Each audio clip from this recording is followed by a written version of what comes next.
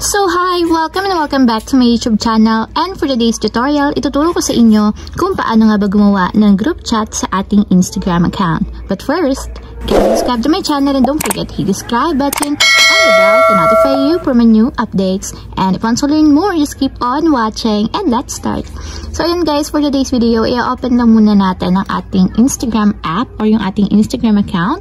Then mula dito sa newsfeed ng ating Instagram guys, itap nyo lang yung messages na nandito sa may upper right corner para mapunta tayo sa chat ng ating Instagram.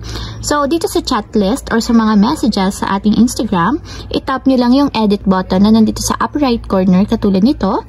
And then after nyan, mapupunta tayo dito. So dito naman ang itatap natin is create group chat. So tap lang natin. And mula dito guys, pwede na kayong pumili kung sino yung gusto nyong person na ilagay sa inyong group chat. So para makapag-add lang tayo guys, ang gagawin nyo is itap nyo lang yung checkbox na nasa right side ng person na gusto nyong i-add katulad nito. So yan, ibig sabihin pag may checkmark, naka-add na siya dun sa group chat. And then kapag itong isa, so ayan, kung makikita nyo may dalawa na akong naka-add sa group chat. So kapag okay na, nalagay nyo na yung mga members na gusto nyong i-add, itap na natin dito yung create group chat na nandito sa baba. So, ayan guys, kung makikita nyo, meron na tayong group chat na merong 3 members. So, try natin mag-message. And, ayan guys, so nakagawa na tayo. So, dito pwede nyo i-customize yung name and then yung image ng inyong group chat.